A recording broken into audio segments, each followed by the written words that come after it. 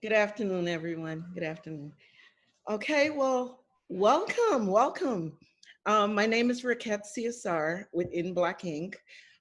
Today, we are gathering for Black Writers Healing Zoom, which is a new experience for a lot of us in regards to writing and computer and just this whole visual piece that we're experiencing now.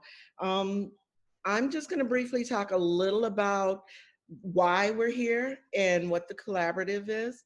I want to welcome everybody and thank you for joining us. We are over the world, I mean, over the moon with excitement because uh, there's like over 140 something people registered right now. So we want to really thank you for taking the time out of your day to join us because we know, like us, you probably feel this is really important. Well, first, with everything that's been going on in the last few several months, actually, it is a different world for us. It's a different space that we're all occupying.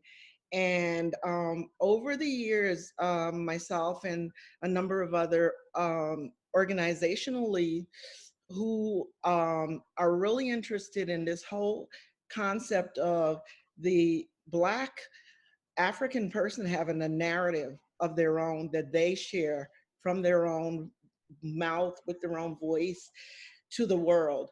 So, this whole concept of us sharing our own narrative has been discussed among several of us. So, this past, I think it was like maybe about a month ago, months ago, we decided that we wanted to really um, talk about how we can impact or help this process that we're going through in terms of healing our community. Because as writers, we are the voice of the community, as we do put that voice out there in the universe and in the ether. So we really want to make sure that we hear from those writers that are in our community that we know have thought about and experience and are really willing to share with us what they know of what's going on in our communities. So I'm going to be really brief. The collaborative is made up of 7 organizations, local organizations in Minnesota. Um, in Black Ink, we are an initiative, a publishing and arts initiative that started about 3 years ago. Where there was over 21 consultants in the state that came together to talk about what we need to kind of really look at the publishing arts world and reclaim a portion of what our stories need to look like in that world. There's We came together with Strive Publishing, which is a local publishing organization, started about a couple of years ago. There's also um, there's also Papyrus Publishing, Wise Ink, Vermilion Ink Press, and Matter of Africa, America Time Corporation. Now, those are the organizations that have all come together to form a collaborative because we saw a need. Oh, I'm sorry, and I didn't mean to leave Planting People, Growing Justice with Sister Artika Tyner. So we thought that there's a desperate need for our organizations to really have a voice in this process that our people are going through with all of what's going on with the pandemic. So that's why we're here. Thank you for joining us. I'm going to turn it over actually to Dara Beavis, who is with Wise Inc., and she'll talk a little about who will be moderating the panel for the rest of the time. Good afternoon, everyone, and welcome. I'm so excited to be here and to be in fellowship with all of you. I'm just thrilled to have Dr. Joy as our moderator today. What better writer than Dr. Joy, whose book Healing graced us last year. So just want to give you some words. If you don't know Dr. Joy, now is the time to lean in and listen to who she is, because she is absolutely remarkable in every way. She is the CEO and founder of Joy Unlimited Coaching and Consulting, and the Orange Method of Radical Self-Care and Radical Hospitality. As I just mentioned, she's the author of Healing, the Act of Radical Self-Care. That book is actually balm getting me through what's happening here in the Twin Cities. I go to that book on a daily basis, Dr. Joy. Um, Dr. Joy is from St. Louis, Illinois, and she's grounded in healing justice. She's a body worker for the collective body and individual bodies. Dr. Joy holds space for the discovery of critical pressure points for liberation and healing from trauma through radical self-care. She's a highly sought after mediator, coach, community healer, facilitator of liberation locally, nationally, and globally. And I personally have been able to work with Dr. Joy both as a publisher and as a student, and it has just been a joy, and I'm just thrilled to have her as our facilitator today. So welcome, Dr. Joy. Welcome, everybody. I'm looking forward to having a little bit more medicine come out of this conversation. Oh, thank you so much, Dara. I so appreciate it. Ashe, I'm really glad to be here. I know we all are muted, but I'll be able to see your lips moving. So I need a hey. Can we just do a hey? Can we get a hey back? I'll feel the energy. Yes, just so we can get here. Honored to get to hold space with such brilliant and amazing writers, public intellectuals, storytellers who have been telling our story, and so I'm just honored to get to be here. I think that just to frame our time really quickly, that I loved the title, right? It was a calling forth, like, okay, healings, Black writers healing, right? And what does that mean as we are in the midst of so much? And I always love to pause and invite the ancestors, or acknowledge the ancestors. They're already here, but to acknowledge the ancestors. And my grandmother particularly wanted me to know that she was here. I had to take a quick break right before we started, and I went upstairs, and we have a little mirror that has a nick on it, and you guys maybe can see this, but I cut my finger, right? I cut my finger really quickly, and it was one of those really small cuts, and it reminded me of when I was a young girl, and I would skin my knee. And my grandmother would say, she was loving and kind about it, but she said, we're gonna have to clean that out. So we would have to clean it out, and then she would break out the alcohol, y'all. She'd break out the alcohol. That might bring back some memories for some folks. And so, and I could feel the burn of the alcohol, right? But she was loving and kind about it, but she's like, we got to get that out of there. And then after I had kind of calmed down from screaming and crying, then she put a little bit more on it, right? And so I had to go through that process right before, because what I want to just put out there is that healing is not this cute thing. It's a process. You got to put a little alcohol on it and clean some stuff out. And that is what our writers do, right? That they really bring a salve, but they let us know. So I am going to introduce folks who are going to sit on our panel, because that is the juicy part.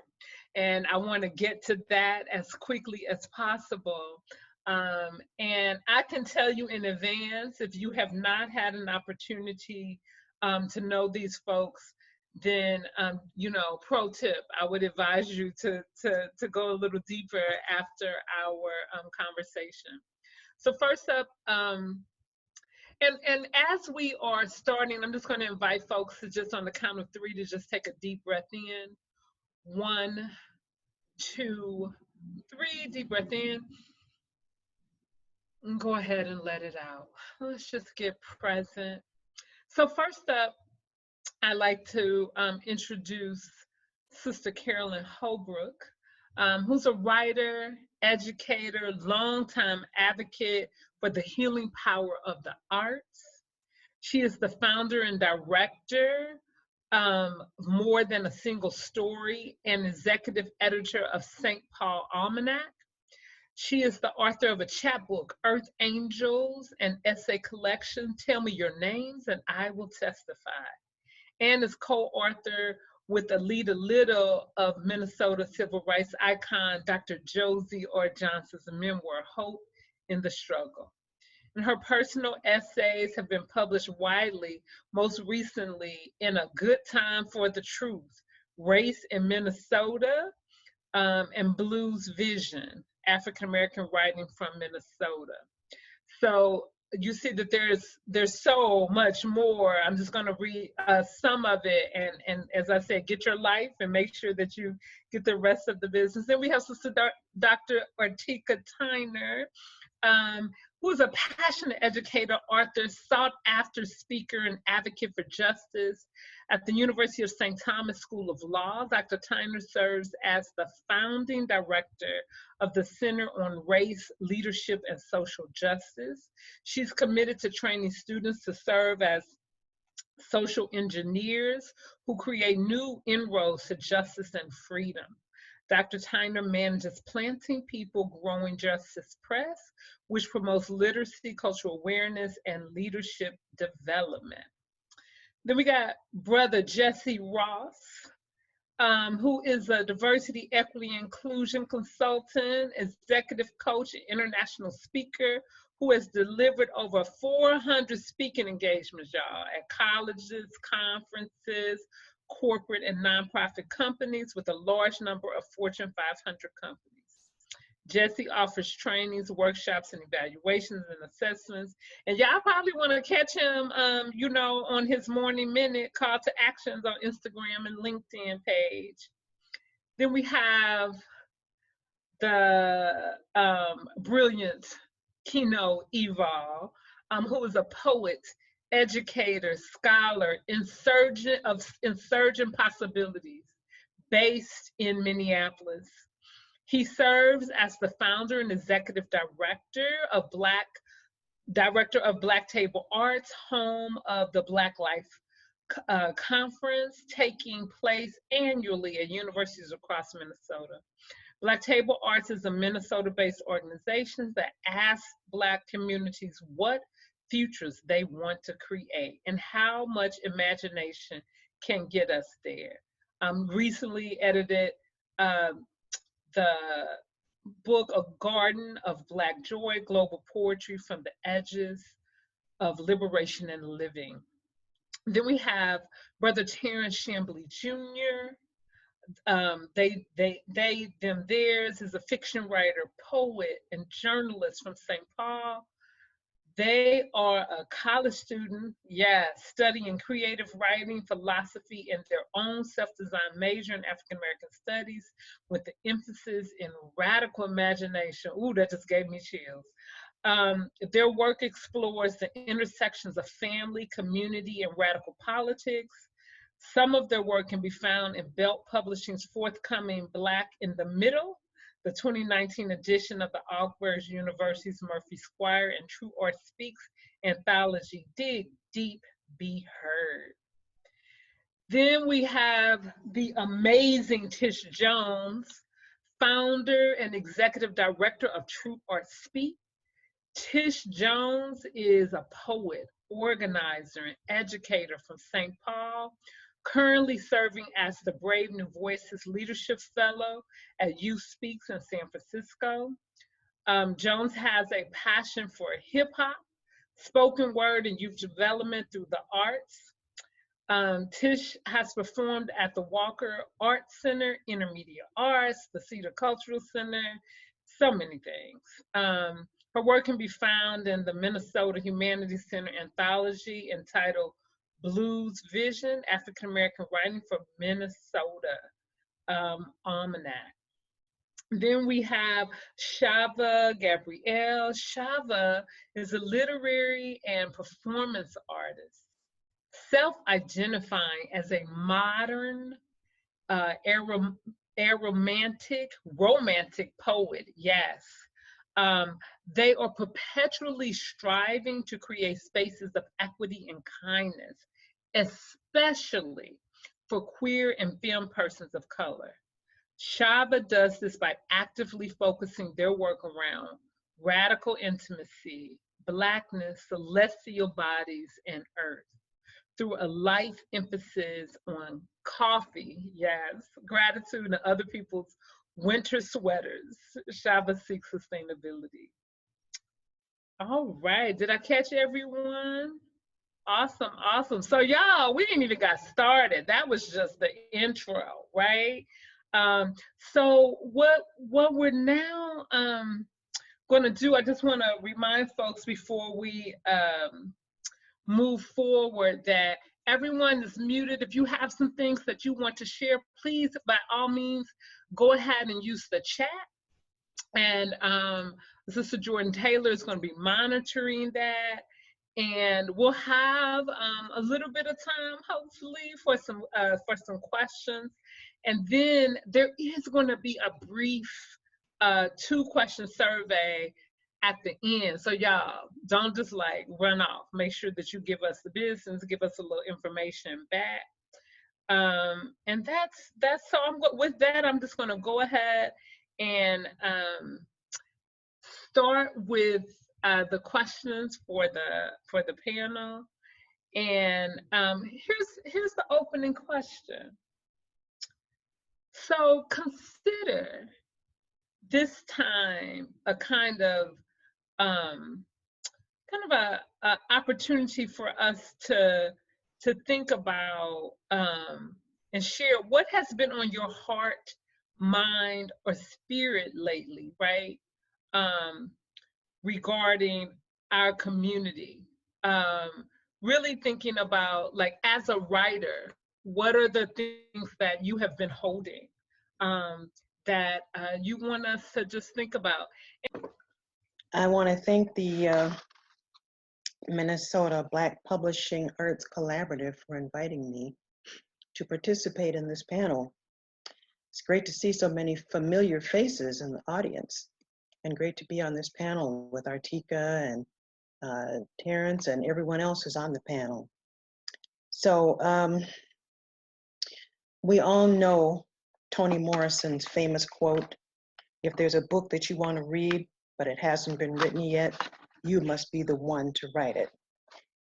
But way back in 1861, long before our beloved Toni Morrison lived, there was Harriet Jacobs. She was the author of Incidents in the Life of a Slave Girl, the first slave narrative authored by a woman. Harriet Jacobs said, "Poor as it may be, I had rather give my story from my own hand than to have it said that I employed others to do it for me."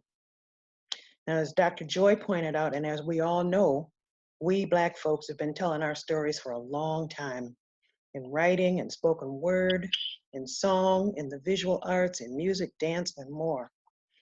But there's no question that the incidents of the last few weeks have amplified the importance of Black writers to heed the words of Harriet Jacobs and Toni Morrison today. Now, I'm proud of the work that everyone on this panel is doing. You guys are telling your own stories, but in the acknowledgement of the healing power of the arts and our ancestors, you all have also created forums that make telling our stories more accessible, and also for making them more available to anyone who wants to hear them. And I think anyone who needs to hear our stories is everyone. As a mother and as a grandmother, I have long been deeply concerned about our girls and our young women. So I'm aware that our men are being murdered in larger numbers, but I am thrilled that we're also saying the names of the women who are being murdered, keeping them front and center as well. And much of my writing, not all of it, but much of it, focuses on the care and keeping of our girls. So I just wanted to share a couple of paragraphs from a piece that I wrote called Stones and Sticks, which is an obvious play on the adage of sticks and stones, blah, blah, blah, right? So back in 1983, I took a poetry class, a video poetry class, and video poems weren't as popular then as they are now. And there were 6 people in the class, and I was the only Black person. So this little white girl, who I call Gretel in the story, she wanted to video a poem of her roller skating through a graveyard. So we went to Lakewood Cemetery, uptown Minneapolis, and here we are. She's skating through the graveyard, and the rest of us are following her.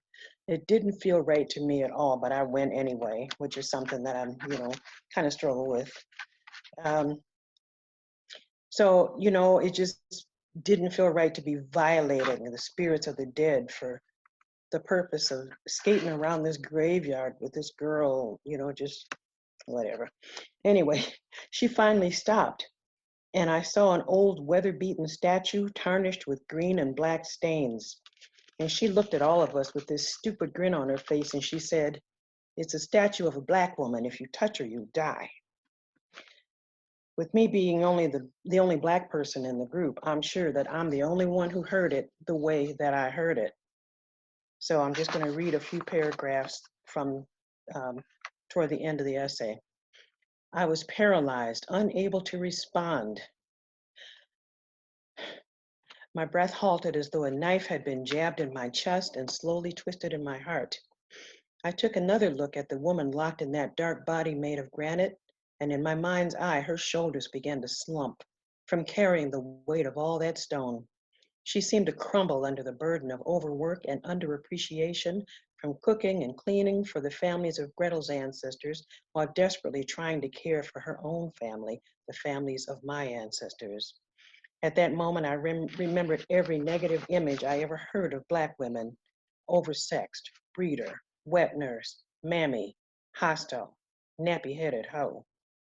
Gretel's words named something that I had felt vaguely all my life, but had not been able to describe with words of my own. I have 3 beautiful, intelligent daughters, and I've had to help them maintain their self-images over and over again, even as I've attempted to heal my own self-image. I also fully understand the horror of what is happening to our young men. I have a son who was incarcerated for 10 years in the federal penitentiary. But there seems to be a conspiracy of silence around our girls and our women. Could it be that in large part our incarceration is invisible, that we're locked up in our bodies? I left the cemetery wondering what it would take to liberate us. Today, I watch my grandchildren move through the world where the current president has given the green light to white supremacy following President Obama's 8 years of hope, and where once again Black and brown bodies are under violent attack. And I have to ask, what is it that will set us free? So that's what's on my mind. Yeah. Thank you. Thank you. I am going to ask Dr. Artika Tyner to go next.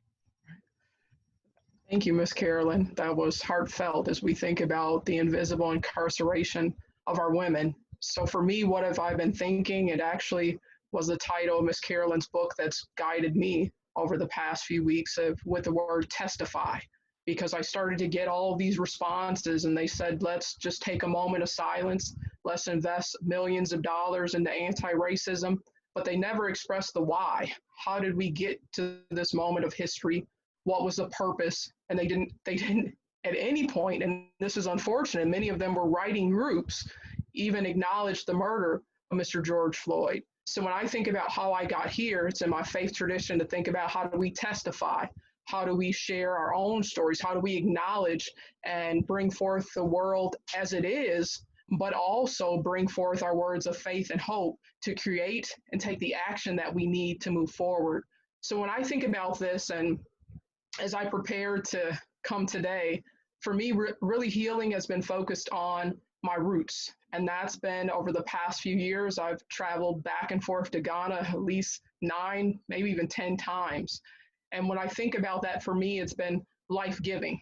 It's given me a sense of purpose. It's given me a sense of direction. And even as we think about and connect to the ancestral spirit, oftentimes you can feel a distance or you can feel too hurried in our day-to-day lives.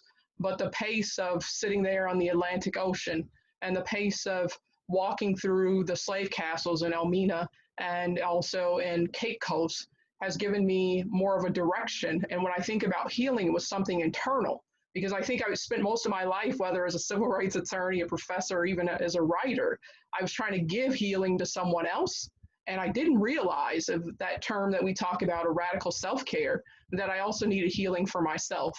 And Ghana gave me just that. I mean, you saw the list of books that I've written. Most of them have been written right there in Ghana, in Senchi Ferry, on my flights over, because Ghana has given me a sense of purpose and a sense of direction. So my reading is actually from a short article. So primarily what I write for children's books and also for textbooks is around leadership development.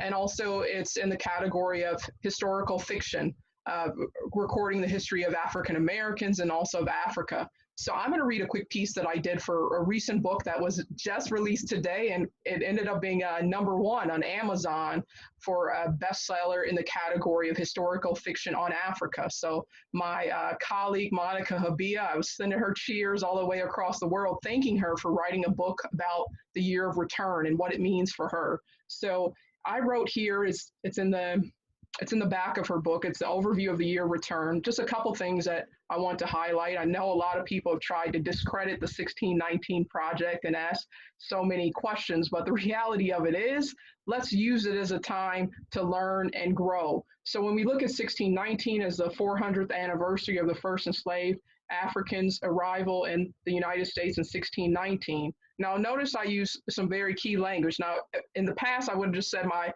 ancestors who were slaves. After going into the slave castle and leaving Elmina, it was probably my 5th visit. I was just acting like a tourist for so long. I remember one of the things that they said before you go through the door of return, there's a final bath and a washing. And they said, and then someone, for instance, the first thing you would lose is your name. So Ata would become Arthur. That's the root of my name. My father's name is Arthur. So it was something that personally, for healing and direction, it made the fight for justice something not so abstract, but for the fight for my own father's identity and my forefathers and foremothers' identity as well. Some things that you should know, I talked about this being a time to pause, reflect, and act. So in 2013, the UN declared 2015 to 2024 as the International Decade for People of African Descent to promote respect, protection, and fulfillment of all the human rights and fundamental freedoms of people of African descent. So fast forward to today, and 2019, President Otto declared a clarion call to action to return back home. And in fact, that request has been renewed.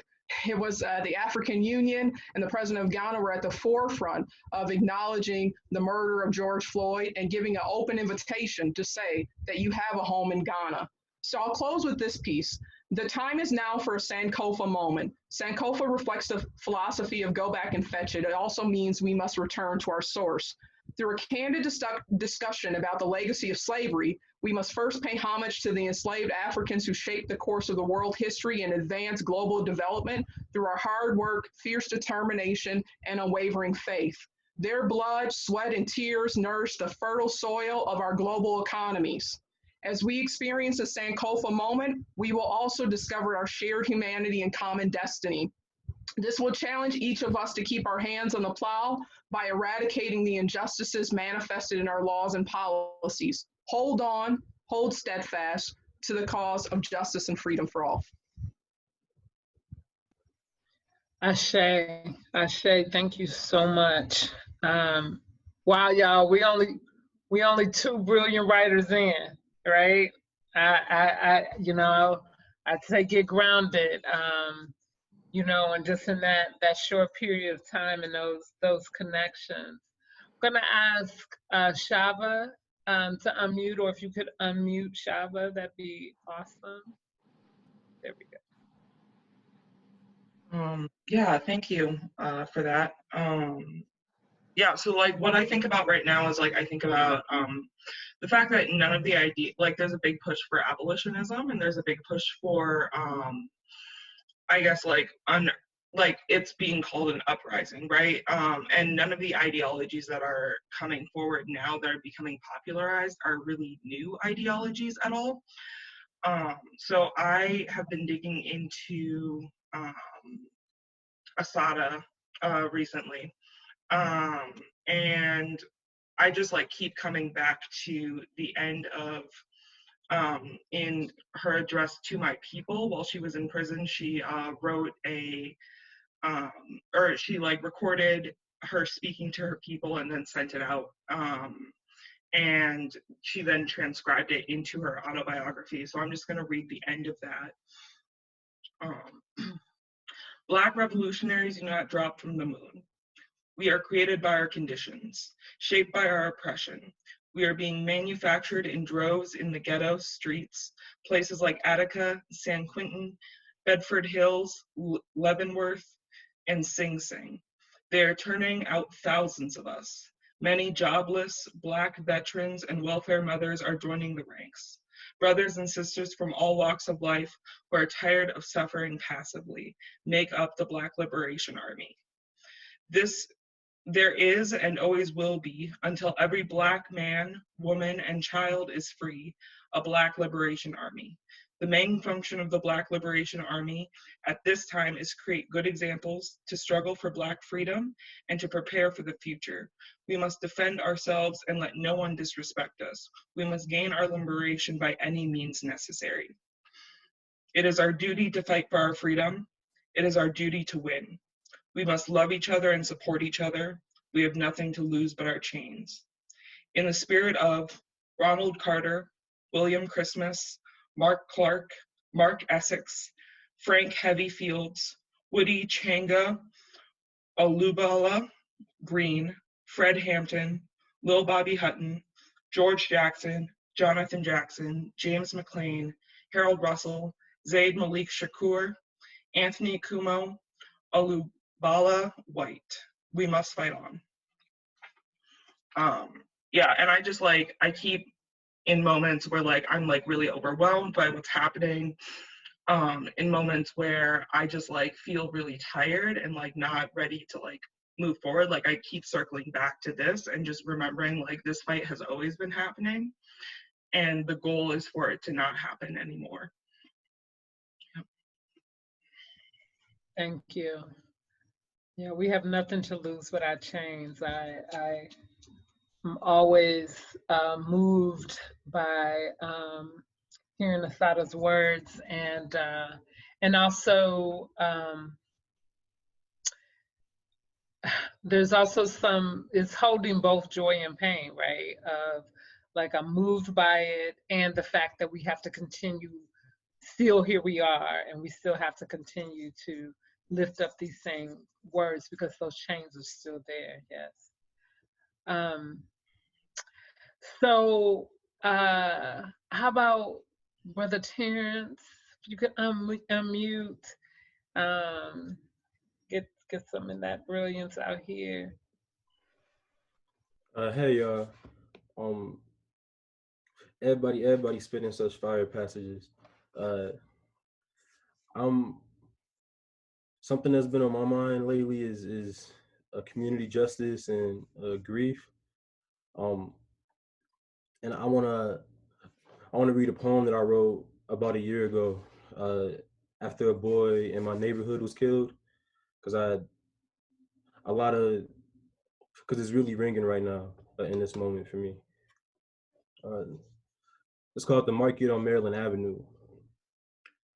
The market on Maryland Avenue forgot about the balloon and bottle memorial tucked in the corner of their parking lot for the boy shot dead there not even a month ago.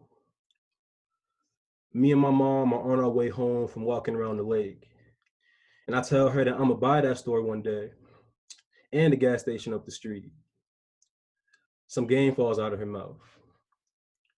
She says, Terrence, you can't buy the gas station because a few years ago, the city bought their sidewalk for 1.5 million, and they're not gonna sell it back to you.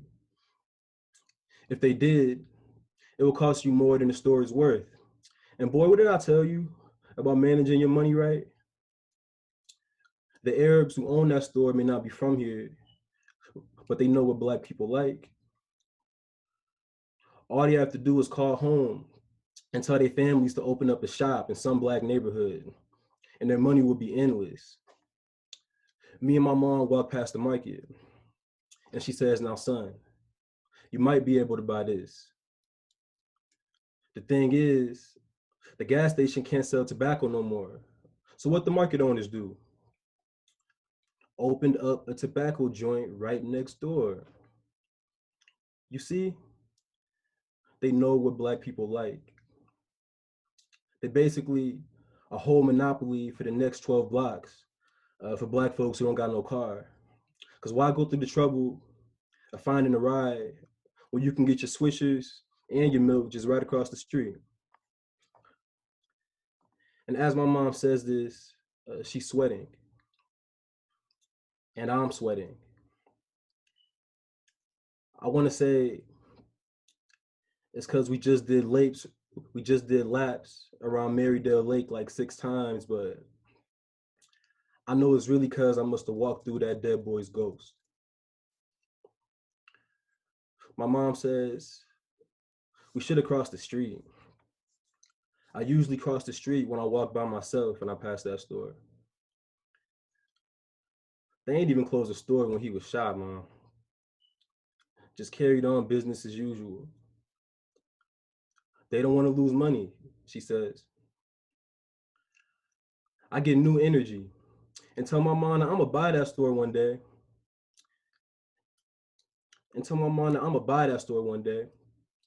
And not because I particularly care about business and profit, because buying it is the only thing that's right. She says the owner would probably just ask their brother to save them a spot next door. And I say, I'll buy that too. I don't know how I get the money, but I will, and I'm gonna buy that too. The wind tugs at the remains of a balloon. And my mom says, that boy was just standing around up here all day doing nothing. I know, I say, because Ray J knew that boy. He didn't know his name or nothing, but he knew him. They ain't even closed the store when he was shot, Mom. They don't even care. I know, son, she says, but that's why I bought this house. So if you ever need help, you and your sister won't ever have to ask anybody else for nothing when I'm gone. And that's the poem. Yeah, I don't want to take up too much space, but I don't know. I'm thinking a lot about what it means to build our own world of, like, what it means to build a liberatory world for our people and for us. And I just know it needs to be led by us. I know I know we need to be in the center always, right? And just, yeah, I also just want to just stay rooted in what sparked all this. Like, somebody was killed, right? We all collectively grieving, and yeah, I just want to get space for all that. Thank you, Terrence, and I could feel the weight of this moment, and also that radical imagination that you drew so well in that piece of just pointing us to what those possibilities could be. So thank you for that. Tish Jones. We could get Tish unmuted. I'm good. Thank you, Dr. Joy. Can you do me a favor? Can you repeat the question so I make sure I'm answering what you're asking? Sure. So the question was simply, what are you holding in this moment? And I purposefully didn't define the moment. That's tight. So you all could just go from there. Cool, I got you. So I'm gonna be as quick and concise as possible. The first thing on my mind is clearing up some misinformation from the bio. All love, I know a lot of bios get shared from years past. So that's an old bio. I take alliances and allegiances very seriously. And I'm no longer the Brave New Voices Leadership Fellow. That tenure ended 4 years ago. So I want to just be, clearly state that for the record, because it was said aloud and we're live and recording and all of that. I'm a National Art Matters Fellow. I'm a Springboard 2020 Fellow, but I'm not affiliated with You Speaks of Brave New Voices in any way.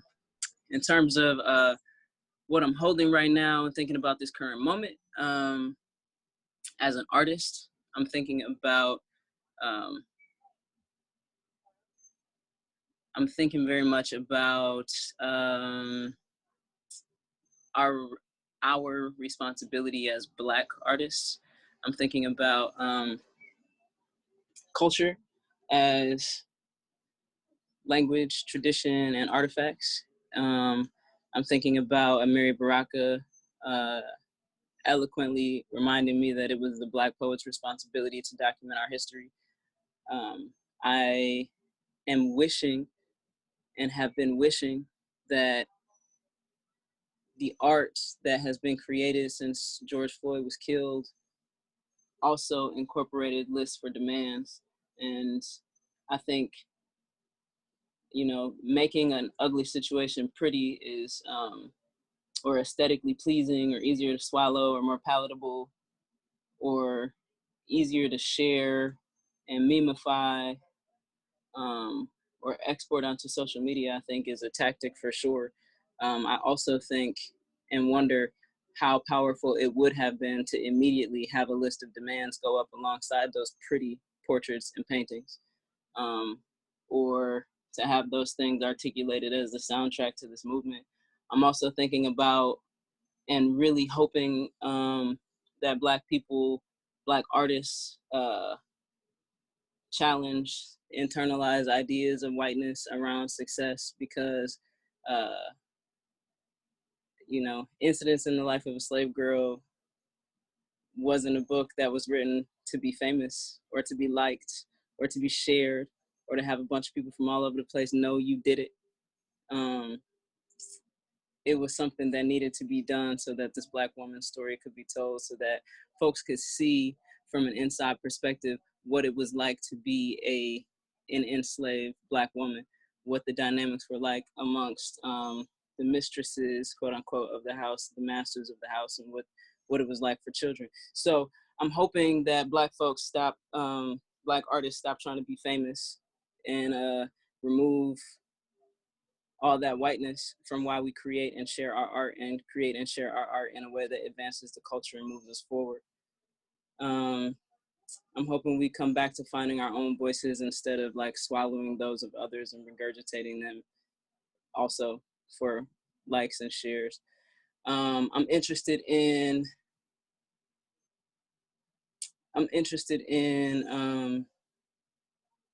some of what you said, Dr. Joy. I'm interested in pouring some alcohol on the wound and letting it burn a little bit as artists to get to the other side, to get to where we're going. I'm excited to see what some folks, young folks, are doing in this work. And I'm excited to challenge what other folks are doing in this work. I'm excited to see folks come down off of pedestals and platforms and actually mingle with the people as artists. I think that is important. I'm excited for a new Sonia Sanchez to come and remind people of love and why it's necessary in the revolution, while simultaneously not standing for bullshit. I'm excited for that. I am disinterested in the gazillion requests to write poems for this moment, because this moment is every moment of my Black life. What makes this moment different in a contemporary context is that it, in my opinion, George Floyd's murder was a public lynching, and not in the sensationalized way in which people share the picture, the famous picture that says, oh, a man was lynched today, but in a way that we watched that white man take that Black man's life in a video that was about 10 minutes long. We watched it. People watched it in real time, so there was an actual audience, which is what took place when public lynchings happened in this history, in this country. Then it was shared, so we watched it. So that is a public lynching, and like, I would like for us to hold that. I would like for us to hold like the reality of this moment and not invite Black artists to talk about right now as if right now hasn't happened before, and not to sort of commercialize what we are experiencing right now. And I would like foundations who support artists to get it right. This ain't the time for foundations to throw money at Black people haphazardly. This is not the time for white people to throw money at organizations that have the word Black in the title. That's not thorough, and it's not doing the work. So what I would like for folks to do is to be more accountable and not hop on the bandwagon of supporting Black people or supporting Black artists, but to actually do the work and find out who's moving with integrity and support people who've been on the ground doing this work, so that we can have some real change happen, so that resources can reach the folks who actually need them. Those are things I'm thinking about as an artist. And the last thing I'm thinking about as a Black artist right now and as a Black woman right now is to like get rid of this colorism stuff that's happening within our community. I would like for Black women to be able to speak their truths. I would like for cliques in the art field to like sit down, have several seats, because screw a friendship, we talking about real issues. I would like for folks who are in closer proximity to whiteness, you grew up with white folks, you grew up around white folks, you have had a privileged life experience. I would like for you to take several seats and let Black folks who have had a Black experience, who have to or had to shop at Cub because it is a food desert. If you had to shop at Cub, it's a food desert. There was a reason you were shopping over there. If you don't have that experience, if you have, a line of privilege and some distance away from some of the stuff that Black folks are talking about, and Black women, and you're keeping yourself away from Black women in community, calling you to the table to have conversations like, yo, blood, that's what I'm thinking about in terms of this art. I'm thinking about when this art is actually going to be able to liberate our people and not be something that we perform to make Black people or the Black experience more palatable or enjoyable for folks who are farther away from it. And the mic was dropped. So real talk. There was so much, but I'm still back at what came out the gate from Tish Jones, which was those list of demands, right? Which I would argue are written on the bodies, on the lives, both of those that have already been lost and those that are walking around or barely walking around as we think about the pandemic. We think about, yes, the murder of Mr. George Floyd and the murder of Breonna Taylor and so many other folks every day, right? And how those demands don't get washed over. And so, so much. And I'm going to kick it to Brother Jesse Ross.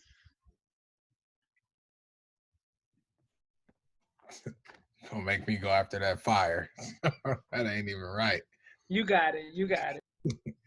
Man, thank you. So Tish brought up something that I wasn't planning on talking about, but the colorism piece. My wife is biracial, and what I'm gonna read is apart from my book talking about being celebrated and not tolerated. And so it was kind of perfect in the sense of what I think about in our communities is how we the juxtaposition of the colorism, and then when we celebrate each other, at the barbecue, at the hangout, on the block, whatever that may be. And so there was an incident that happened on the news, actually, which is the part that actually made it even more disappointing, where a woman came to North Minneapolis, where we've been volunteering and serving and making sure that folks across the street from Cub who had to shop there could get some of their essentials, and interviewed my wife. My wife is very, very light-skinned. But, to our people, she Black, and it's never a question of it, and she's never been questioned.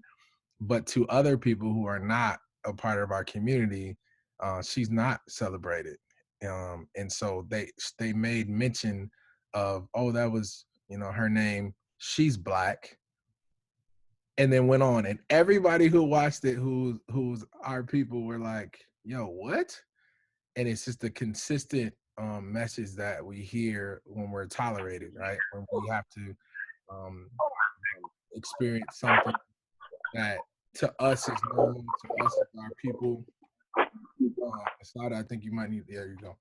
And so I think about what I've seen, even though I've been frustrated, even though, you know, being at a different club yesterday morning, I'm watching 4 cop cars at 6:30 in the morning harassing an African-American man, and I'm watching 4 to 5 to 6 cars driving by. The part of me wanting to get home to my kids, but also wanting to be there for my brother and not allowing something to happen. I think about how could I celebrate him, and how could I celebrate the rest of, you know, our folks. And so I'm gonna read this piece, and then hopefully you'll find some relevance in it. It starts off by saying, I thought I was being celebrated, but I was only being tolerated. This is talking about a position that I used to hold. I thought it was my dream job at the time. Who wouldn't want a job where you get to hang out with kids and be in school buildings, building relationships with people in the community? It was something I loved to do. But as time went on, I began to see that I was not being celebrated. I wasn't being promoted.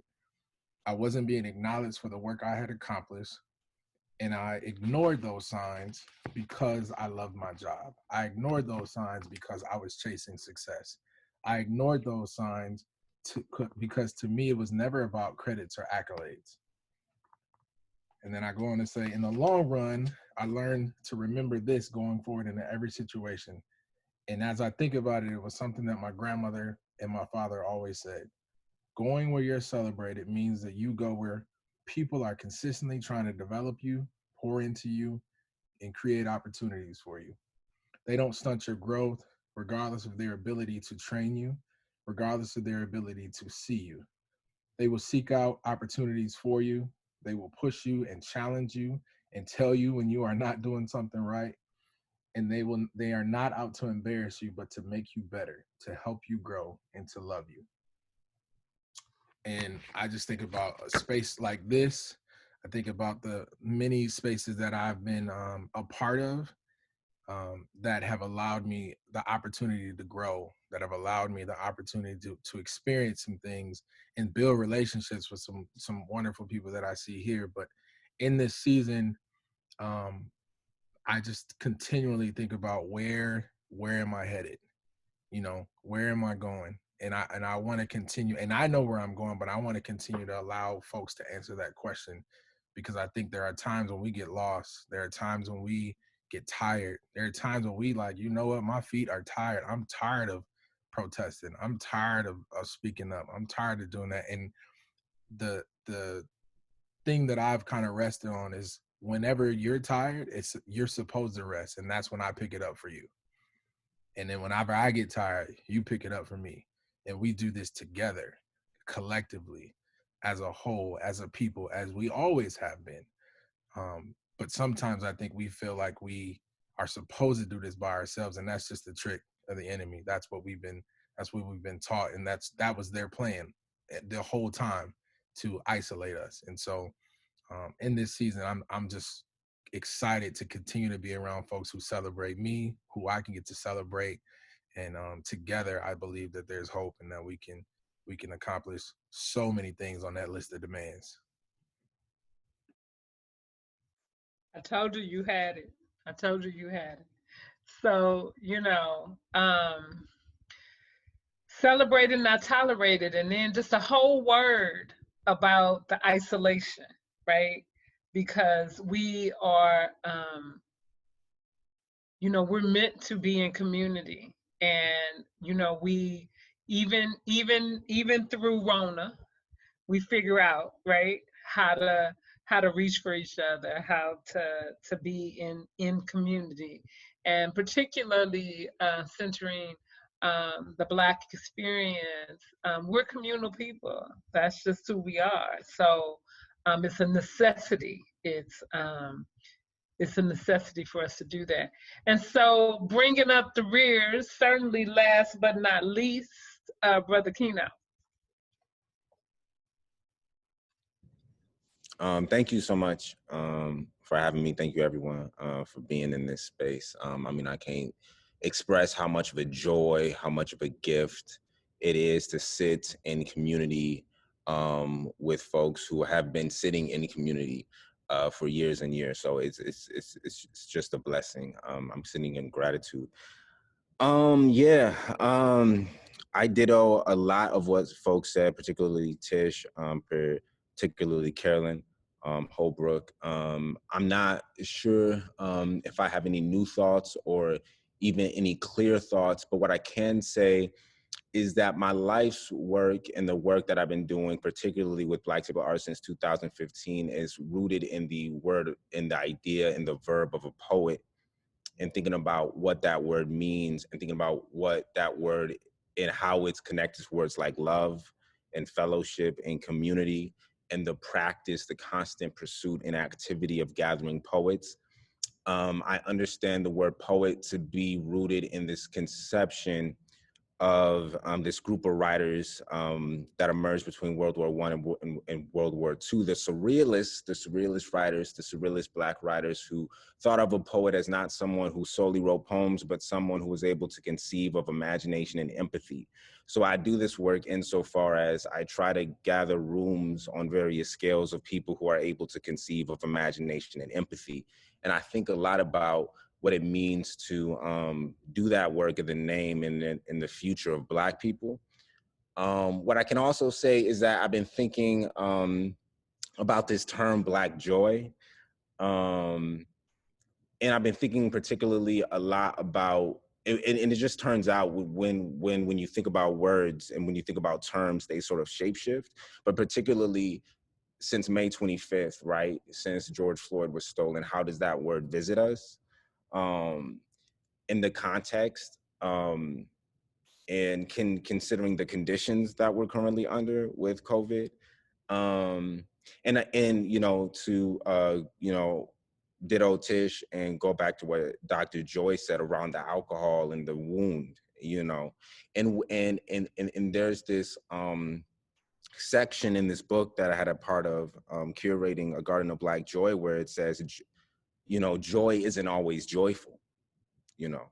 So I've been thinking about what does it mean to know as a poet and in this work that joy isn't always joyful. That, so what I mean in terms of particularly with what Dr. Joy said with the knee, right? So in that moment of applying the medicine where it hurt, you know, particularly perhaps in a wild way, that was a moment of joy, but not so much in that it felt like, you know, pleasurable, but in so that you were right in right relation with someone who loved you, right? So that's a little bit about what I'm thinking about, and I'm not sure if it could get any clearer than that. I'm thinking about, but I'm also thinking about, you know, the legacy of Tony K. Bambara, right? You know, saying not all speed is movement. And I'm thinking, you know, since May 25th, not all speed has been movement. I think that a lot of speed, both in the way, both in the way organizers are talking to each other, but also in the way organizing work is happening, that it's quick. It's so quick that it's dizzying, you know. I think that the world tuned in to a block within 48 hours, and we've just been trying to collectively think about how to care for each other with great speed. And I'm just wondering, like, in these wounds, how do we apply that alcohol, and what speed do we apply that alcohol? And I don't have the answer to that, but that's what I have been, that's just what's on my heart. It's like, how do we apply medicine to a wound with a sort of tenderness, you know, gentleness and care that could possibly be called love. So that's a little bit about what I'm thinking about. I have a quick poem that I'll share. It's called The Birds. I'm just gonna pull it up. Appreciate you all being here. Once I saw a Black boy holding a bird. Transit stations don't pet people as well as they spill them. He spilled his fingers as if pouring a bit of himself where there wasn't any life onto the body gently as to not break feathers, stroke its spine. The beak blossomed from his backpack, greeted me unafraid of my giant Black frame. I fell in love with this detail of the day. By the way, his spine bent, the bird and the boy have not had many memories of hands doing this to their bodies, being gentle. The bird's eyes drunk my body as if he knew what it meant to be feared by creatures smaller than him. Drug use happens when communities don't have small birds. There aren't enough birds where I live. The boy became a father, dropping seeds into the mouth of a child. There aren't enough children where I live, not ones with homes, like the Black boy in his backpack. Black men flock for buses like seeds. There aren't enough buses where I live. The bird is now holding the Black boy. Feathers stressed out and beaten, beak bruised and breath drunk, very gently before flight, cradling Black boy in his arms, says to me, "You got a cigarette? You got something that will set me on fire?" And that's the poem. Thank you all so much.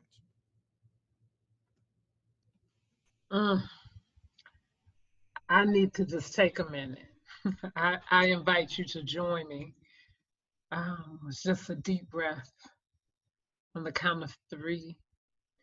1, 2, 3. Deep breath in. Go ahead and let it out. Yeah, I find I've had so many opportunities and in some ways never enough to be either in Brother Keno's presence or to hear his words. I find them to be a salve to the wound that he so eloquently lifted up. This idea that joy isn't always joyful, yes, and how we're able to hold that. So I do. We wanted to begin to open up questions, but I want to just pose one more question for our panels. I'd like to know, are you all able to unmute now, or do you have to be unmute? You're able to unmute. Okay, that's good. So I'm going, as I pose this, then I want you to just have the freedom to be able to jump in as you would like. I want to, before we go forward, I want to go back. You know, sometimes you have to go slow to go fast, right? Sometimes you have to go slow to go fast. And I purposefully, as I set this up and began to ask the first question, did not ask it in this neat sort of way and begin to name the moment or the moments that we are in, because I believe that in the tradition of the Black writer, of just making sure that there was space for the Black writers to name the moment that they felt that made sense to lift up. Because there's a way that we can kind of get into a microwave culture that's like, oh, this is about this.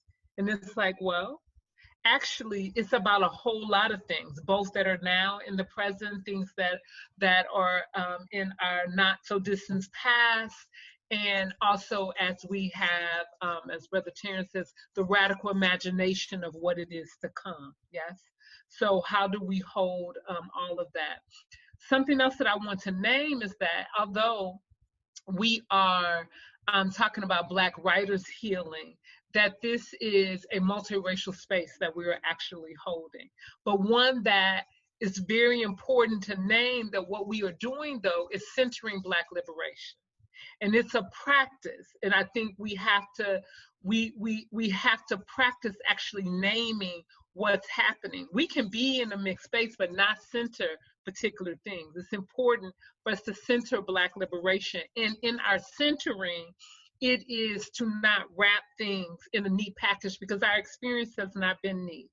Our experience has not been the same. And we also, I just really appreciate that the writers, that there's a variety of different perspectives and experiences that folks were bringing to this conversation. Because also something that we don't often get, or we're not afforded outside of our own community, is for us to be layered and different and not be a monolith. And so this is also about the sort of peeling back those layers to say, we're not a monolith.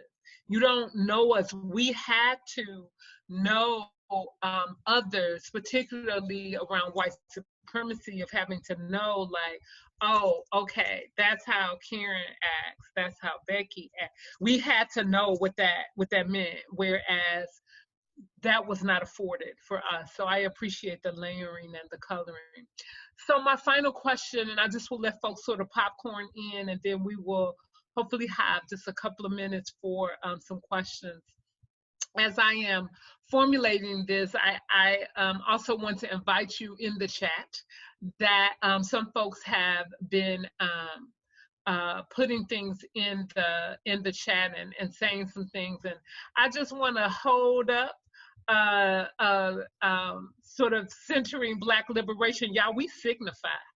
We signify, and what that means is, you know, if there's something that you feel, and throw it in the chat. You know, you can't raise your hand, throw it in the chat. That helps us to be here. So feel free to signify. We have given you the green light for that. And so my question is about this idea of radical self-care, right?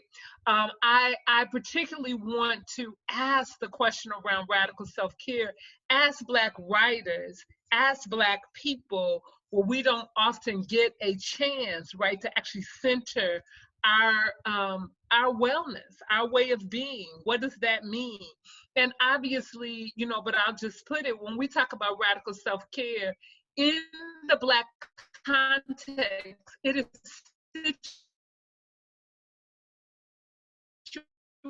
situated in community care. It is a connection to, yes, but just asking why should we be thinking about radical self-care in this moment that has been sort of rung as this like urgent thing that we got to get to it, right? That we got to move quickly, that we have to have a kind of urgency. And where are you finding space for the kind of radical self-care, whether for yourself or for community, to think about why should we even be thinking about that in this moment that's causing us to a particular kind of urgency. And so feel free to unmute yourself and speak to it however you may feel moved. Dr. Joy, what is your personal definition of radical self-care? Thank you for asking. So my personal definition of radical self-care, I add the radical to it because it is an actual act of pushing against the oppressive systems that do not want us well, right? So that the whole notion, so it's a kind of oxymoron, right? That says it's a radical act for us to be able to center our way of being, but it is that, you know, the system doesn't want us well, and so we're going to center that very thing to make sure, in fact, that we are.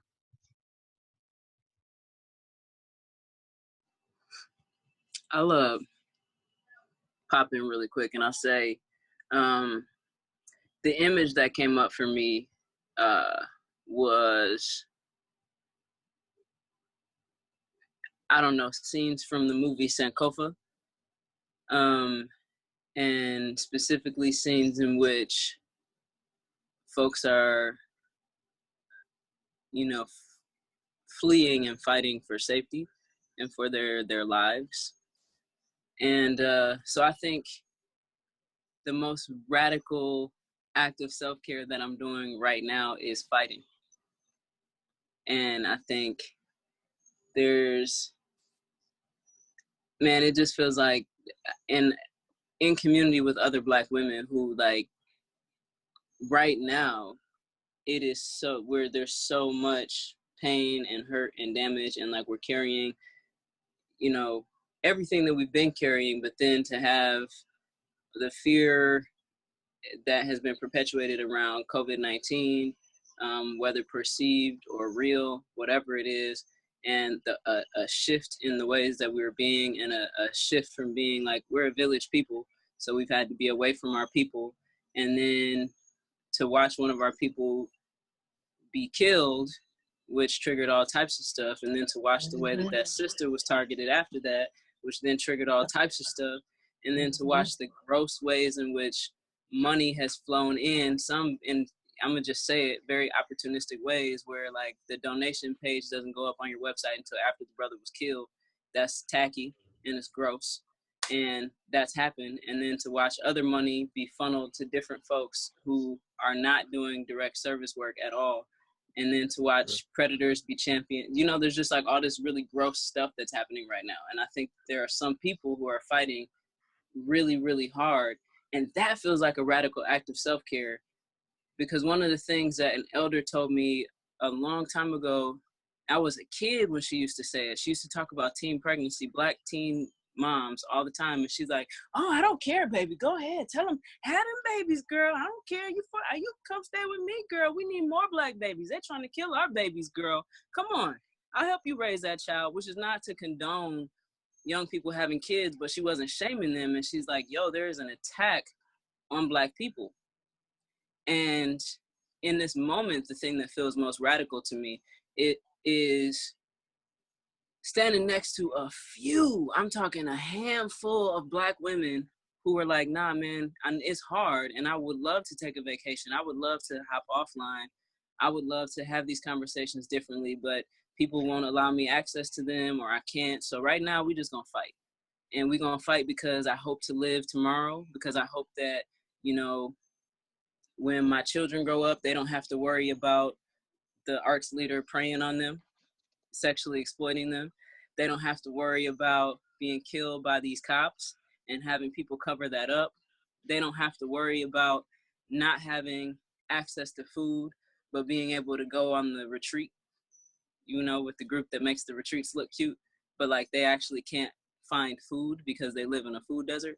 So right now, radical self-care looks like fighting for the future, because I recognize that like I am because my ancestors were, and like I'm just really curious about what my responsibility is to Black people, and it feels like a radical act of self-care to like, man, try to model something for people who are looking. And I serve as the executive director of a nonprofit.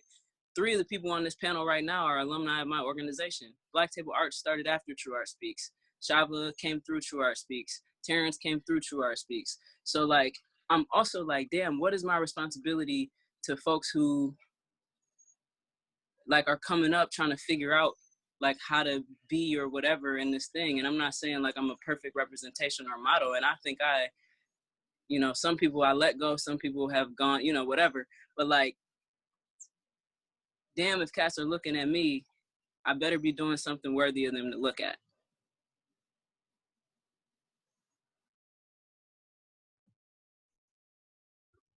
Right on, right on. Thank you for that. Thank you for that. Feel free, you all, just to jump in. Thanks, Tish, for lifting all of that up.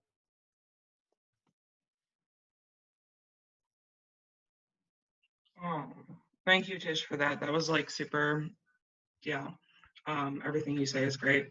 I think one thing that I think about, especially when like thinking about like Tish's like mantra saying like how she challenges or like engages in radical self-care is through fighting, as like I think about the voice and like the power of not holding in the experiences that we have. I think like one of the most like healthy ways that I've gone through this experience is just being able to talk to my peers and my Black friends about what I'm experiencing and being able to name our experiences.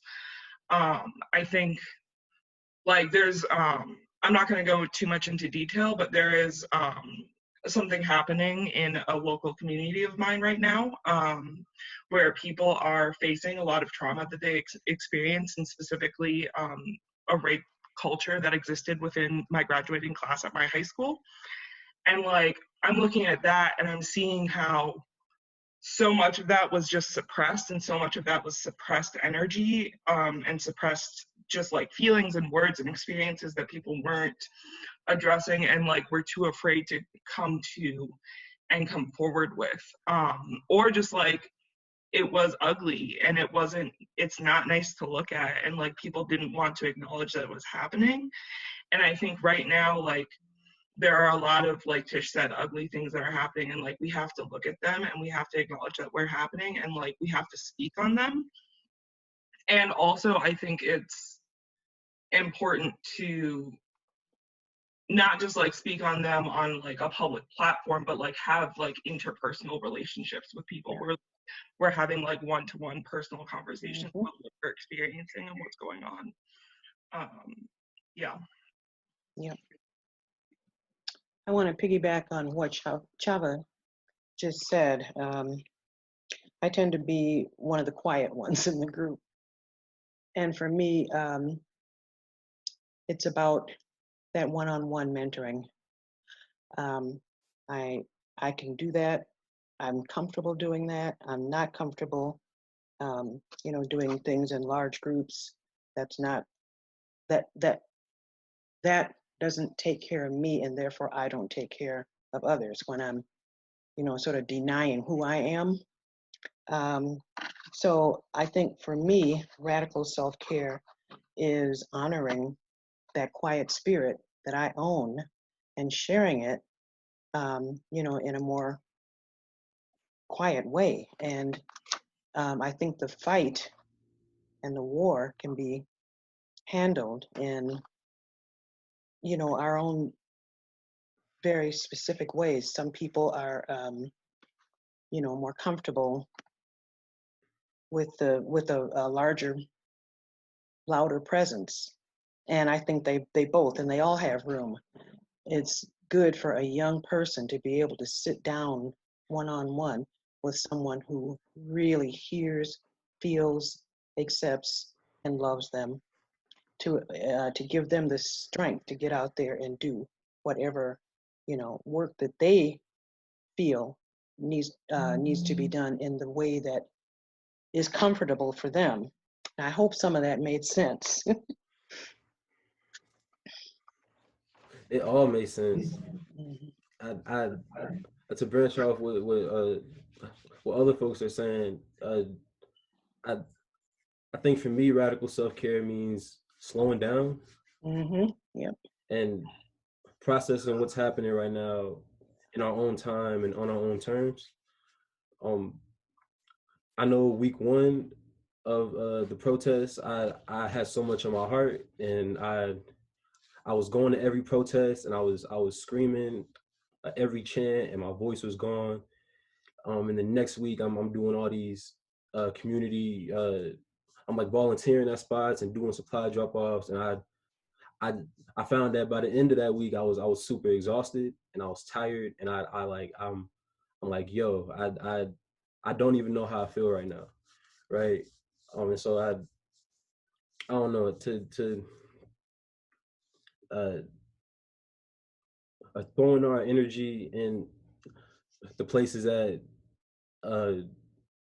throwing our energy in the places where we're most full, I think is what self-care looks like for me right now. Like it's hard to contextualize something while you're still in it. I feel like this movement changes every day, right? And I don't know. I just want us to, or I want for myself to be able to process that with my own medium in my own way with my folks on my time. Yeah. Mm-hmm. Ashe, Terrence. For me, it's really just a follow up on Miss Carolyn. She made me think about one of the metaphors that's always in my mind. Bear with me, but my grandmother always had us in all these traveling church choirs. And one of the things that my vision would be is that we're one choir singing on the same hymnal with all the different voices in harmony. And it might go a different way in a sense of you might be that baritone, someone else might be that alto, someone else a soprano. For me, I had none of the above. I was doing the Milli Vanilli. I was lip singing. But I say that because when Miss Carolyn talked about being, and she's truly that quiet warrior, the capacity to know that we all have a specific role to play in this pursuit and living out radical self-care. But if I was to sum up what radical self-care to me means, is the power to be confident in my no and also in my yes. And I'll say this in the capacity of being a writer. I remember one woman said, "Can she come pick my brain?" I said, "Can I pick your purse?" Because basically she wanted me to write and do her work, but she didn't talk about any monetary compensation. So I thought to myself, no, thank you. And it's also those times, and in most recent times, can you solve the racial equity issues? Can you come teach us? No. If for every person that asked me that, I wouldn't even be on this call. I'd be living in Senchi Ferry in Ghana. You'd never see me again. I'd be a millionaire. So the confidence for radical self-care is to say no and have ownership over your time and your energy. Because this is, if I think of a metaphor, it's like David and Goliath. Truly, it's the sense of, I know what my Goliath is. I know it's related to racism. I know it's related to the injustice of mass incarceration. I know it's related to protecting the sanctity of the Black body. But if I'm throwing my stones every direction, when it's time for me to strike down my Goliath, I'm exhausted. So many people go, "Oh, you're too forward and frank with this." But my most powerful thing is, no, I won't do your homework for you. I can give you a list of books related to racial equity. And guess what that takes us to? Economic liberation. Because Terrence, you touch my heart. We don't talk about it enough as the legacy of slavery and oppression in our communities. When you have to sit there, and my other hat is as a civil rights attorney, we start reciting it. It'll take 240 years to bridge the wealth gap. It took a little baby girl. She was 2 years old. I'll never forget it. I was doing a book reading at Barnes & Noble. I said, and we're sitting here and we're just confident. Black women on the average, our net worth is $5. When they did that national survey, many of us had a negative net worth. I remember baby girl said $5. She was even shocked. So when I think about this, I think a part of the radical self-care is protecting my time, protecting my energy, and a part of self-care must require also economic liberation. And just one quick story. I was at Cape Coast, and I'll never forget it. There's a man out there, and I've since called him Black Jesus, Dr. Obadeli. I said, "Dr. Obadeli, he looks great. He teaches at the University of Ghana." I said, "That's the image of Jesus. He's got the long locks, and he had the great shea butter." I said, "That's what Jesus would have to look like." And we walked up to him. There was another gentleman from Alabama. He was a civil rights advocate as well. And we were telling him about all the disparities, all the things that were happening in America and many of the challenges. And he really helped me to frame this economic liberation in a very serious way. So I thought he'd write a whole book. He's a great author, and he teaches linguistics at the University of Ghana. And he said 2 words to me that changed my life. He was like, "Thank you." So he was like, "Pause with all this narrative so I can continue on with my life." And he said 2 things. He said, "My friends, now is the time to divest and invest." Divest and invest. And we know it as a liberation strategy. And while everybody's quoting Dr. King, I'd have another dollar for every time I read Dr. King. Let's quote him right. His final sermon was about what? Why America may go to hell. He was talking about economic liberation. His final campaign was a poor people's campaign, bringing the face of poverty to Washington, D.C. It was Resurrection City in May 1968. So if people are quoting Dr. King, please let them know that they should be reading Where Do We Go From Here and talking about economic liberation. So my self-care is the power of saying no, not allow anyone to pick my brain, and please quit telling writers and authors, "Can you get a discount?" Like, stop leading up with that. One lady said, "Can I get 2 books for 30? I said, "No, it's 2 for 60, the full retail." So when I think about that, my self-care is important, is saying no, and it's also saying no and not discrediting or discounting my work. And then thirdly, about my own economic power to finance my own financial liberation. Because I couldn't sleep at night. I was like, there's something more that I'm supposed to be doing. And it came just as clear as day. I was listening to Mahalia Jackson. I found the answer. I learned to pray. And I was praying and reflecting on it. What was it? It was like the mouth of God speaking directly. Go set up retreat centers, one in America and one in Ghana. A place where your people can pause, write, reflect, and reimagine. And I didn't take 10 years to do it. I started doing it right now. So that power of saying no, I had more energy to execute real work. Ooh-wee, ooh-wee. Listen, I was trying to be cool, but she didn't set it off. That you said something, Dr. Tyner, that reminded me. My grandmother and my dad and my mom used to always say, everything you need is in the house.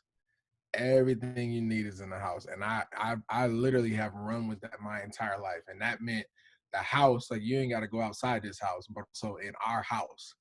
And so we got talented folks from that economic liberation. We got folks that are mental health professionals. We got folks that are nutritionists. We got Dr. Joy put me on to some different juices, all types of stuff. I'm just like, everything you need is in the house. And so my radical self-care is also helping, is saying no, just like you said, but also doing my own work in my own house. So taking care of my house. So I can't go outside and tell people, hey, you need to be doing this, you need to be doing that. And my kids out here running wild doing all types of crazy stuff. And so I always tell people like, hey, I need you to go ahead and take care of your house. Like whatever that means to you, take care of your house. As a Black man, I think I have spent a ton of in the last 6 years of just stepping back and just being present, right? Allowing and learning from all my sisters, all my folks that I have been able to just sit under and observe. And that's always kind of been my mentality, but also knowing when to step forward and to use what I have, my presence. There's times my dad used to always say, like, he believed that when he walked, the ground shook. And so I took that with me as well. Like when I walk, I feel like stuff moves. And if you don't feel like it moves, that's okay. But I feel like stuff moves whenever I walk. And so my radical self-care is using that power, but also knowing when to step back, but also step forward.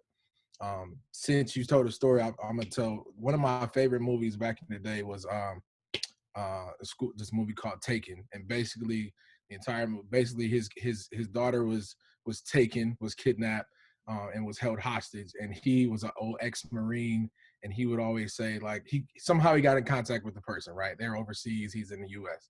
And he says, I don't know what you want. I don't really care what it is. If it's money, I ain't got it, but I just need you to return my daughter. If you do, we're good. Don't even worry about it. But if you don't, I have a special set of skills that makes me a nightmare for people like you. And so, of course, you know, the bad guy, they went on and was like, oh, whatever. And so he proceeded to pretty much whoop and tear up everybody, and the entire movie got his daughter back. I'm not promoting violence. What I am promoting is I always ask people, what is your special set of skills? So for some of us, it's being on the front lines. For some of us, it's being in the back room. For some of us, it's writing and creating stuff. For some of us, it's speaking out. For some of us, it's taking care of our babies. Whatever that is, I always tell people, develop your special set of skills and figure out what makes you a nightmare for people, for injustice, for racism, for all of these things that oppress us. Because if we all figure out what that special set of skills, we can partner and do stuff. So for me, that's what radical self-care looks like, is continue to understand my special set of skills, know when to use it, but also know when to sit my butt down and just be quiet.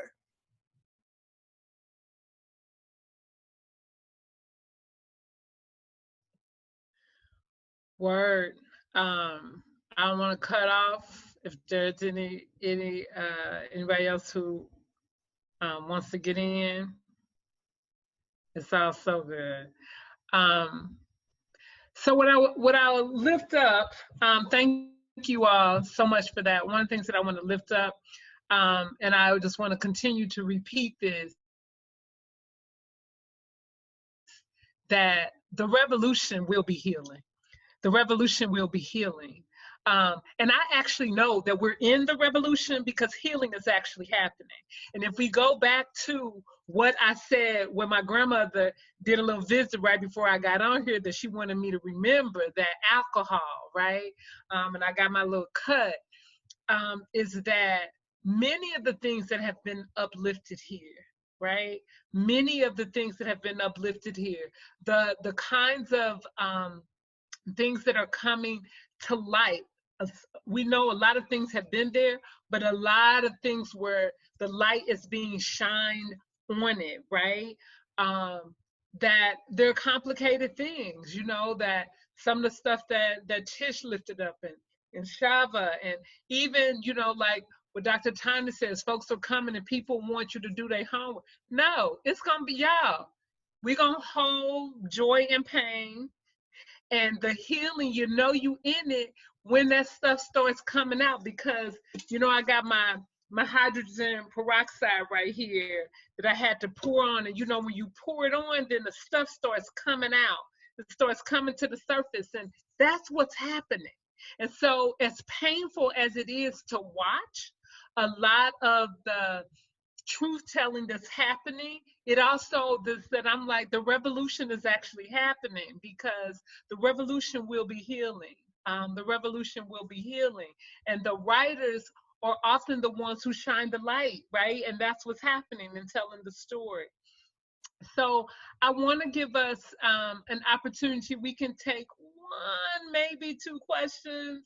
And I am going to, so if you are interested, if you want to have a question, because there's so many people on the screen, I'm going to ask you to just quickly put your, you can put it in the chat, the question in the chat, and my sister Jordan will see it. I am going to ask, I want to center a couple of things as the questions are getting asked. As we said before, we're centering Black liberation, so I'm gonna center Black folks to ask a question first, and then also I'd like to center our elders and our young people. So I'm gonna ask that those be the folks who are asking questions, and if folks are like, you know, you've been on a good panel, y'all, that whenever we get to this part and people don't have a bunch of questions, there's so much that people still chewing on.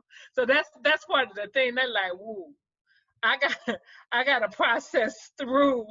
There's so much knowledge and brilliance that has happened. That's when you know, right? Because you know, people get to just asking stuff, but y'all done put it down. I know I need to go and process some stuff. Tish, there's a question from you from Maxine Ford that says, you spoke about Black people who grew up in privileged situations to sit down. How do you suggest Black people who use their privilege to use it?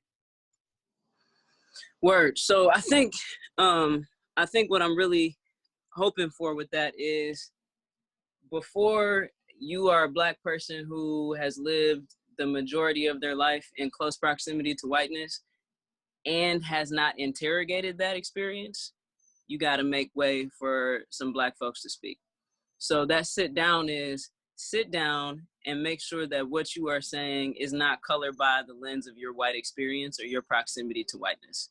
It's not colored by your privilege, so that Black folks can speak, right? So, and even like when you're in this position of power or being heralded or championed or protected, and you don't think that colorism plays into it, or you don't think that classism due to your proximity to whiteness plays into it, you're thinking about that before you take up space or before you self-proclaim like or endow yourself as the leader of the Black movement, when like actually you coming from multiple years of mega privilege because your parents or your you know affiliate, whatever it is, you know. So I think there's a really good movie, a documentary called Cracking the Code.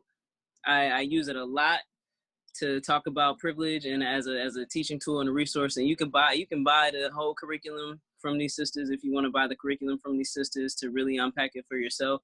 but they talk a lot about the ways in which folks who are Black but white passing, folks who, you know, may have been are Black but adopted by white families, or folks who grew up with a specific class privilege, or grew up, you know, outside of an urban area, or whatever the case may be, can really start to interrogate their proximity to whiteness and think about the ways that it shows up and how they can use their privilege to advance the movement for Black liberation, or to protect and really show and demonstrate the value for Black lives. So when I say sit down, I'm actually saying, like, sit down and reflect before you adorn, like, you know, a Black savior cape as a Black person, right? I think it's really, I think sometimes, like, I think about that with myself. So I do that with myself as a person who went to the University of Minnesota. I spent a couple years in my own mind thinking about how schizophrenic that experience made me feel. How when I went back to work in prisons with young folks, there was a bit of a disconnect. Like, we had to get back to speaking the same language, right? And like how, like, the privilege of my space and the privilege of, you know, understanding how language changes every 5 minutes, which, like, every 2 years or whatever, we go from diversity to equity to la la la la la. There's all these ways in which, like, there's gatekeeping around language, and that shit is white. That shit comes from the academy. You know what I'm saying? When we create language in the hood, we don't create, like, the language isn't that way. Like, we speak in code to keep white folks out. We're not speaking code to keep ourselves out. That's just not how Black folks get down. Like, that's just not what we do. So yeah, that's what I'm thinking about. I'm thinking, like, sit down and think about your privilege before you, like, take up space from folks who are, like, further away from that and, like, experiencing a different kind of violence. Like, it's super important to, like, really center Blackness and to understand, like, what violence white proximity, like, does to our people. Real talk. And thanks for that, Tish. And I just want to give a quick signify, if you will, a quick story. So I live in the Frogtown neighborhood in St. Paul, and I grew up. So Dara talked about me being from St. Louis. I was like, I definitely got to correct that. I am from East St. Louis. So we got to buy a vowel in Illinois. So I am from East St. Louis, so we're clear. But I live in the Frogtown neighborhood now, and I moved here purposefully, wanted to be connected to young Black kids who lived in this neighborhood. As I have been blessed to be able to have some relationships, one of the young sisters, she was 11 at the time, and she was referencing the movie Friday. And I said, oh, so I was talking about Friday. She said, Dr. Joy, you know Friday? I said, how you gonna ask me if I know about Friday? You weren't even born when Friday came out. What are we talking about? And she said, oh, well, I didn't really think that you would know that. And I said, why wouldn't I know it? And she said, well, you know, I mean, you know how some people are Black, but might be, like, white inside? I said, you talking about me? Like, I ain't never had that happen. Like, I mean, there's a lot of things that's happened, but I ain't never had nobody, like, say that to me. And she was like, yeah. I said, well, why would you say that? She said, well, look at the house that you live in. Look at the car that you drive.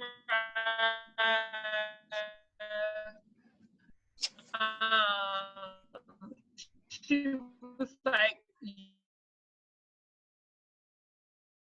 your partner is white and you put lemon in it, but I put lemons in my water. And at first, I felt some kind of way. But this 11-year-old child, what she was saying to me is, your experience as a Black person living in Frogtown is not the experience that we have when we have, these weren't her words, so basically food insecurity, I don't know where stuff is coming from. Don't try to roll up in here like you living in Frogtown and that means something. And I had to really reflect on that.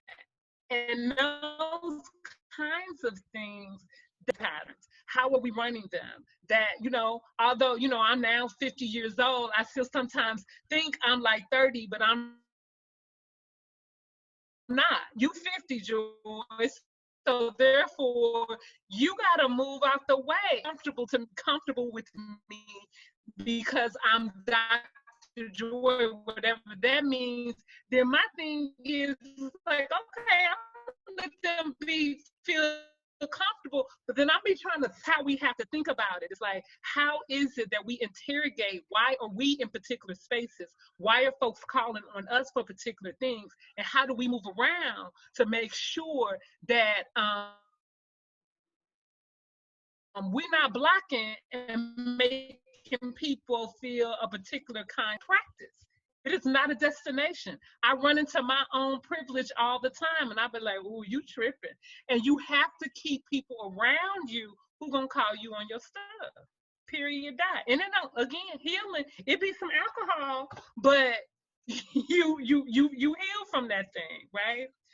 So I don't think, y'all, this done took us to the moment. This is taking us to the moment. This is so good. This feeling. Go ahead.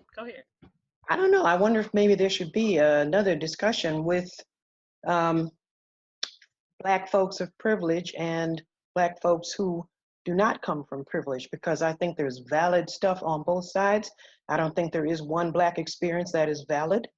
You know, and it really bothers me sometimes to hear something like, you know, that indicates that Black folks who come from privilege are not Black enough. We went through that in the 60s. Come on, y'all. Yeah, I definitely think that we need to have another conversation, because I think it's a matter of interpretation about how my understanding, the category of Blackness is big enough to hold all of us. It's big, it's giant. It is abundant. It is big enough to hold all of us. And we also have to recognize, and we get to interrogate the ways in which white supremacy and the white gaze may intersect with that. And I mean, that's the whole point. The whole setup is to try to have us to be pitted against each other, which is not gonna happen. That's I mean, kind of it's my happening, point. but it's not gonna happen. So I'm down with us having that, but I'm gonna say that's a Black conversation. That's a closed conversation. That's a conversation with cousins. That's just our conversation to have. And it's a big one. I would love it. Yes. I want to really clearly too say for the record, like this ain't me saying that folks who are in close proximity to whiteness ain't Black or are not Black enough or anything like that. So I want to say that for the record. I'm saying it matters to interrogate your privilege. It matters. I interrogate mine. And I think what we're seeing right now in this community, specifically, right, like a lot of Black folks who are a bit more distant from whiteness are being silenced heavily right now in the community as they're speaking up. And I am charging folks who are sitting real close to whiteness to, like, you cannot also say that you are a leader and silence Black folks. I mean, you just can't do it. You can't say you are leading the movement for Black liberation and silence Black women, or like, you just can't do it. And I do stand really firmly in believing that some of the tactics that they're using to silence Black women are white. They're like very steeped in that nonprofit industrial complex thing. And some of the ways in which how do you not see this yourself? You know what I'm saying? Like, if you're, like, when we're thinking about Black folks, if we're talking about Black liberation, like, how do you not see the silencing that is happening? And how do you not see the pattern, right? And what it does look like optically? I think that's a really important thing, but definitely not speaking on anyone's Blackness. May I say something?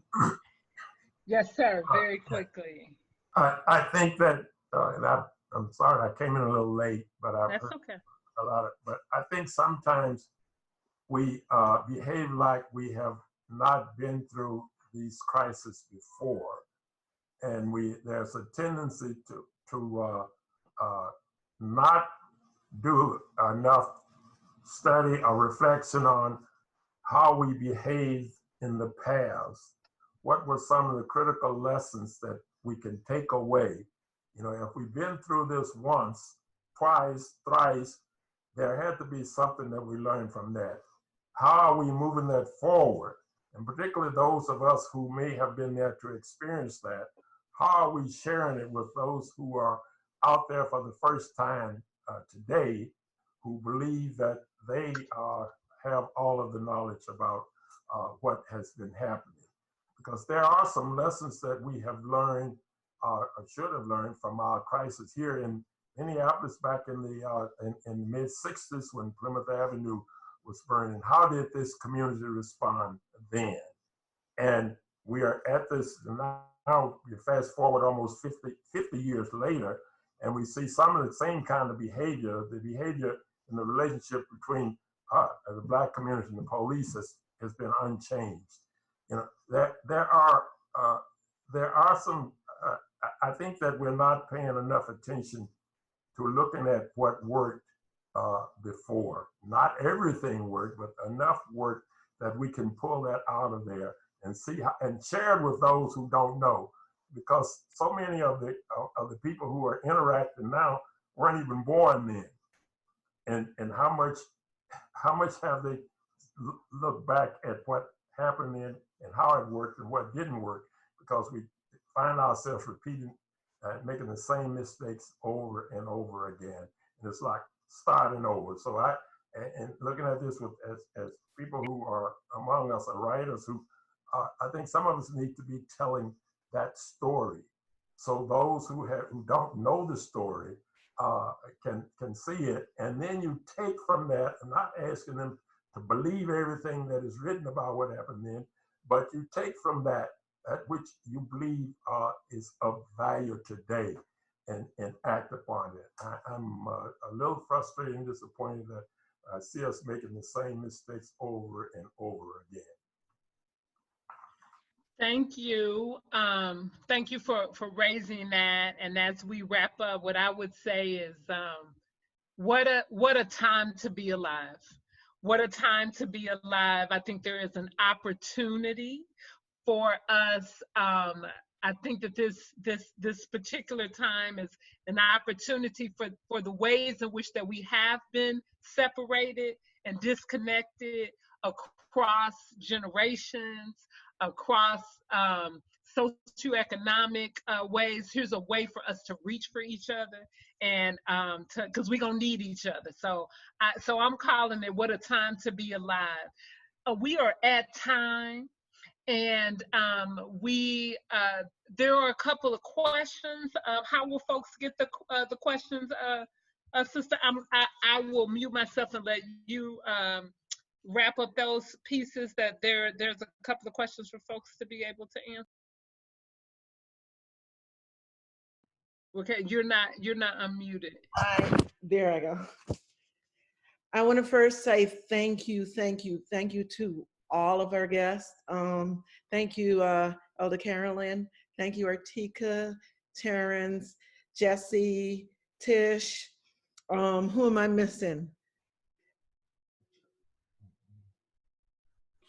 Yeah, I think thank you, Aquino. Thank you all. I think you guys have done an awesome job in terms of really reflecting where our community is in terms of the diversity of voices and the diversity of the richness of who we are.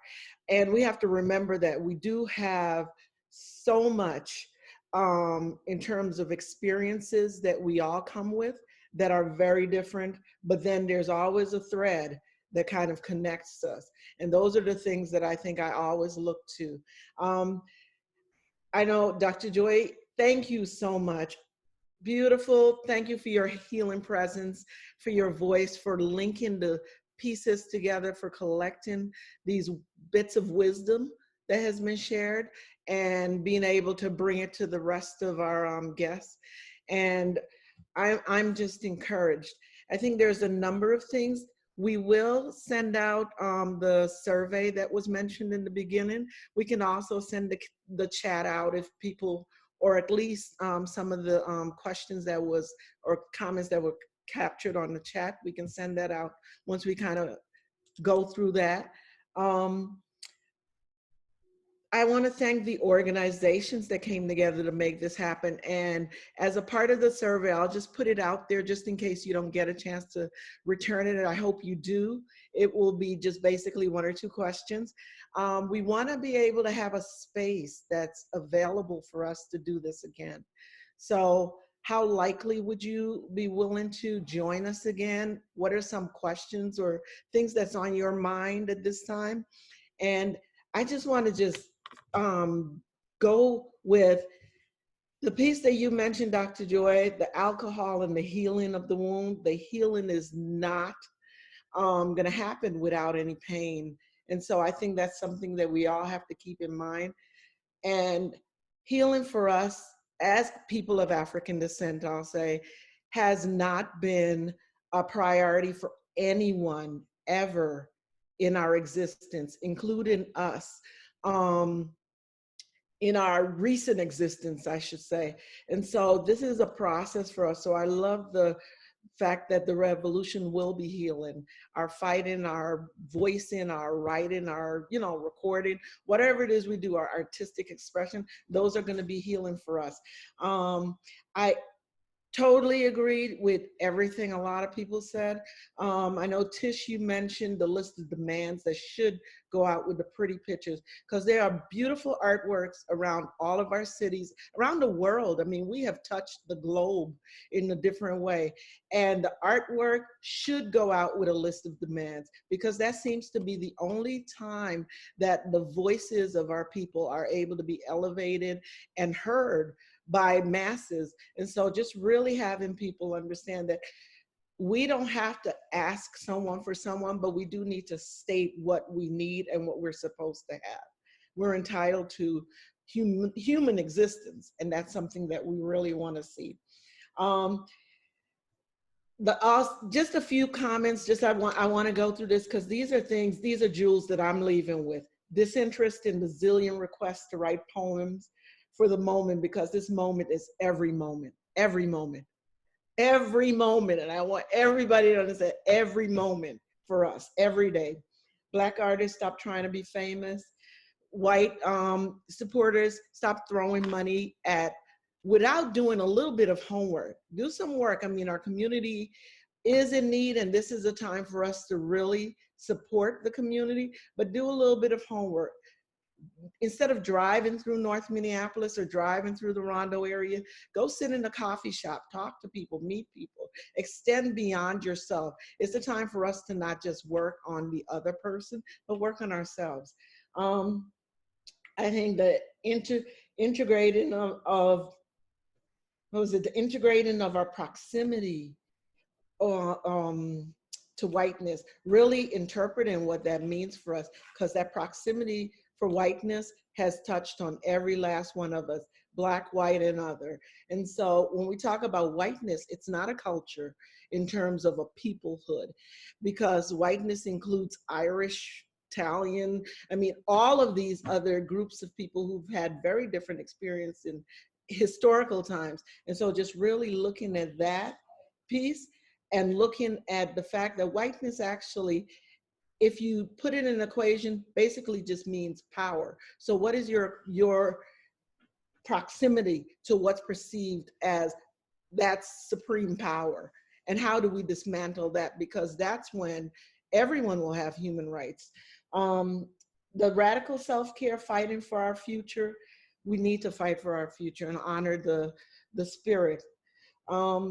I want to end with a quote, and it's from, I don't know if everyone is familiar with the movie, the book, our esteemed elder ancestor, Toni Morrison, and the book Beloved. She had a statement in the movie and in the book that stated, and I'll just read.